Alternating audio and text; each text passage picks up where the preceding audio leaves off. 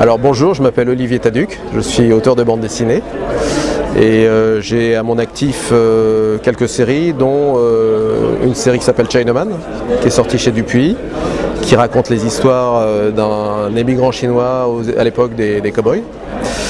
J'ai fait une autre série qui s'appelle Mon pépé est un fantôme, qui était une série humoristique que j'ai fait avec Nicolas Barral au scénario. Et enfin là j'ai fait une dernière série qui s'appelle Griffe Blanche avec Serge Letendre, qui est mon co-auteur sur Chinaman. Une mini-série en 3 tomes. En fait, ça part d'une proposition que j'avais faite à Nicolas Barral, qui était de collaborer ensemble et surtout de trouver un autre style de dessin. Et quand il m'a proposé ce scénario qu'il avait dans ses cartons, j'ai tout de suite été emballé. Je trouvais ça super.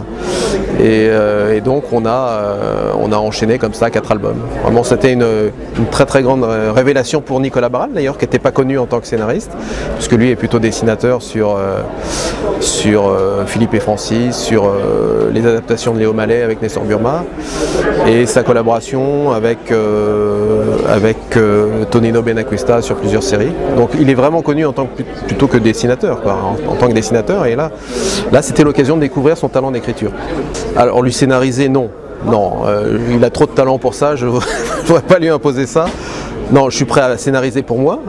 D'ailleurs, ce que je fais sur Chinaman et sur Griffe Blanche, c'est que je co-scénarise. Mais co-scénariser ou scénariser pour quelqu'un d'autre, non, j'ai du mal à l'envisager, quoi. Vraiment du mal à l'envisager. Pourquoi pas? Pourquoi pas? Pas dans l'immédiat, mais pourquoi pas? Parce qu'en fait, vraiment, la série comme Chinaman, c'est une envie que j'avais de faire, d'écrire une histoire.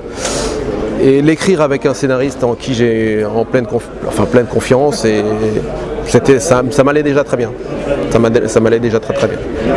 Oui et non, j'ai fait des allers-retours, c'est-à-dire que c'est vrai que sur Mon pépé est un fantôme, j'ai fait à la fois du traditionnel et du numérique. Sur Griffe Blanche, j'ai fait à la fois du traditionnel et du numérique, et sur la fin, j'ai fait effectivement que du numérique. C'est-à-dire que toutes les pages du dernier tome sont faites sur la tablette, et les couleurs également, alors que les 2 premiers avaient été faits en couleur directe. Ouais, c'est vrai. Mais bon, c'est un impératif de temps qui m'a obligé à trouver une solution et à faire appel à un coloriste de talent qui s'appelle Jean Bastide, qui a vraiment une technique très au point et qui sait reproduire en fait via l'informatique des effets d'aquarelle qui étaient présents dans les 2 premiers tomes, quoi. Donc c'était important d'avoir cette texture-là, cette apparence-là, une familiarité avec la couleur directe, quoi. Donc voilà, c'est pour des raisons de temps en fait. L'informatique me fait gagner du temps. Donc c'est pour ça que je l'ai fait uniquement en numérique. Alors c'est une histoire qui a été écrite par Luc Brunswig et c'est sur Jonathan Fly, le papa de Jason Fly et l'une des identités de 13. Voilà. Et là j'en suis à la moitié, grosso modo la moitié. Ça se passe bien. Voilà. Je fais des choses que je n'ai pas l'habitude de faire, c'est-à-dire dessiner des voitures, des buildings, voilà, tout un tas de choses qui sont du monde contemporain, mais j'y prends goût, j'apprends beaucoup de choses, voilà, à le faire. Non, j'en ai fait un petit peu dans Mon pépé est un fantôme, mais c'est vraiment, j'ai vraiment abordé ça de façon très légère. Il y a peu de scènes d'extérieur, parce que Mon pépé est un fantôme, c'était une petite sitcom, on va dire, avec très peu de scènes d'extérieur, souvent en intérieur, et ce qui fait j'ai pas eu à dessiner beaucoup de rues avec des voitures, un petit peu mais pas beaucoup. Là c'est vraiment intensif, on va dire. Il y en a quelques-unes, c'est intensif. Et après 13 Mysteries, j'ai plusieurs projets. Je ne sais pas lequel va sortir du lot, mais il y en a dans les projets, il y en a un qui serait de reprendre Chinaman.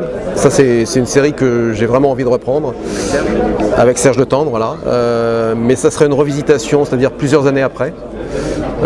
On retrouverait le personnage vieillissant, et ça serait vraiment une idée qui me plairait, oui, reprendre Chinaman.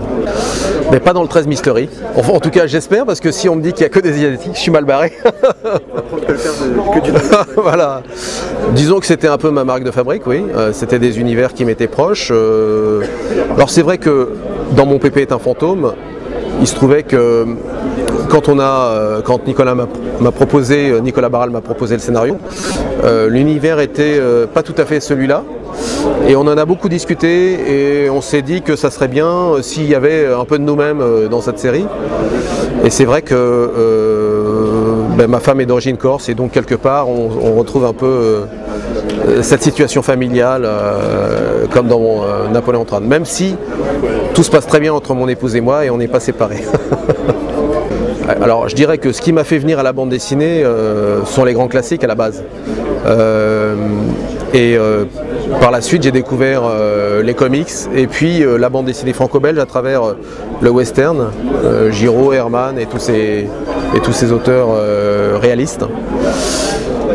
Et maintenant je lis un peu de tout. Je lis aussi bien de la nouvelle bande dessinée, du roman graphique que de la bande dessinée plus classique. Je lis beaucoup les albums des copains et donc voilà, je lis un peu de tout, quoi, voilà. Entre autres, je lis pas que les albums des copains, bien évidemment, mais il faut aussi faire l'effort de lire les albums des copains tant qu'à faire parce que c'est sympa aussi de voir un peu ce que font les autres qu'on côtoie au jour le jour.